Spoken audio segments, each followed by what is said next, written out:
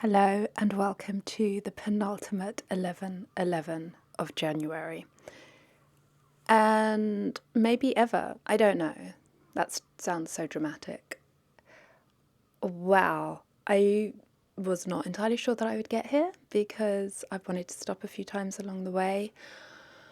As is true to my personality. Oh, this sounds like a good idea. I really want to do this thing. Let's do this thing. Let's do this thing. And then I'm bored of the thing, or today I don't feel like doing the thing, etc. So, what happened to my sustainability, which was how this channel started almost a year ago?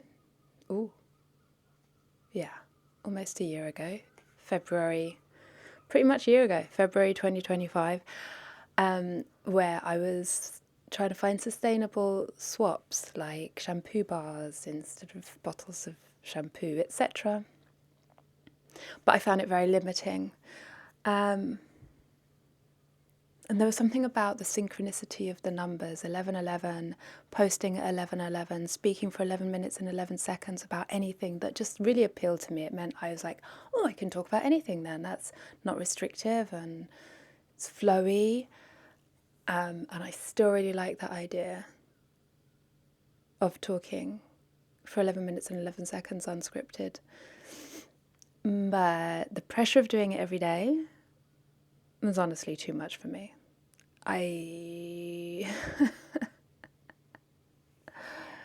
It was just too much for me. And so I tried giving myself tricks along the way. Like this week, for example, it's meant to be themed around neurodiversity. And it still kind of is. This penultimate edition, I just kind of want to reflect. But part of reflecting is how, as a content creator with the neurodivergence, I kind of have to figure out how I can make this work for me. And I know I'm not the only person. I see lots of people with ADHD, ADHD, autism, etc., making content consistently. But a lot of them, I don't know, maybe a lot of those people are speaking specifically about their neurodivergence or about neurodivergence. And as somebody who's at the beginning of my journey, I don't know. I don't know if that's the thing that I want.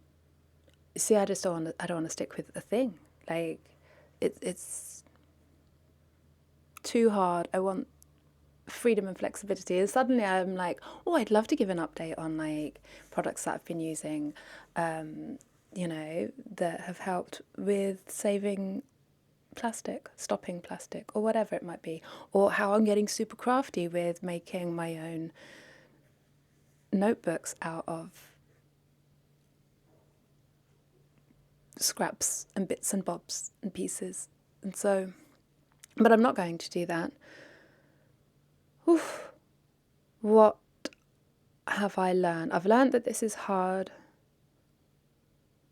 I've learned that I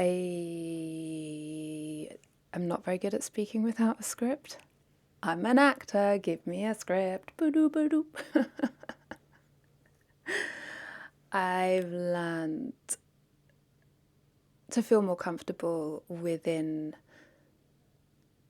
the YouTube interface, the world of it, I guess, because I've been having to do it every single day. So creating thumbnails, all of the packaging, all of that kind of stuff I've become more comfortable with. I've learned that this channel ain't going to grow unless I share it with people, and I'm not sharing it with people currently. For fear of judgment. There, I said it. Okay, said it.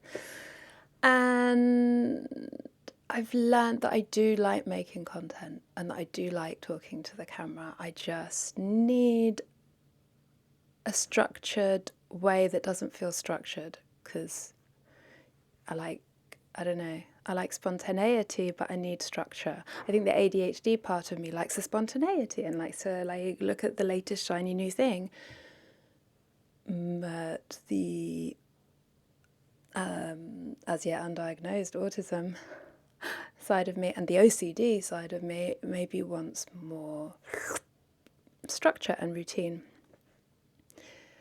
And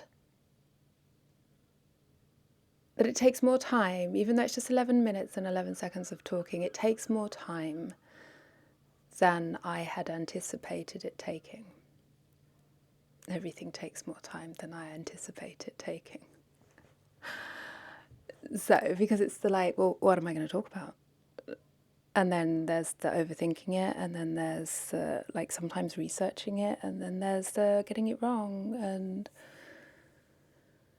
then the uploading, etc. I've learned that there are things that I like to talk about more than others. Obviously, neurodivergence is one of them. I did think I'd talk more about acting, and I'm surprised that I haven't, because I think that I would like to. And I'm really looking forward to the end, which is only one more day, but not because I don't want to make content anymore, but because I'm looking forward to being able to just be like, just to sit down and plan it. Yeah. And maybe doing some of the stuff that I haven't been doing at all for this month's experiment, where I haven't been attempting to script. I've often not had a solid plan about what I'm going to talk about, and it shows. But I'd like to start working on making more polished content that has value of some sort. So, I'll be taking a step back. I've already got a rough idea of some of the things that I'd like to make videos about, which is some of these sort of how-to books that I have. I think that would be fun. Like, for example, Syllabus, Linda Barry, and The Artist's Way, Julia Cameron, but also like Teach Yourself stand-up comedy, and like I've got books on Teach Yourself BSL, and so many books. The Moth, How to Tell a Story. I like to just put some of these in action and test them out, and maybe video about that experience. And as I am an editor, a video editor, and a good one at that, I would like to actually exercise that muscle again. So, well, just talking to the camera, I don't know. I think I'd like to learn more about structuring a story, which I've done so much in the past for other people, but being the person in charge of the whole story, I'd like to give that a go. So that's the direction it's going to take, which means it's going to be less frequent. Don't know what that means. Don't know what less frequent means yet. This was ambitious. January was ambitious. Like, upload a video every single day. That was ambitious. And yes, there were a few days where I uploaded older content that had been recorded from the first time around, because this is not the first time around for the 11/11. That would have been back in April. But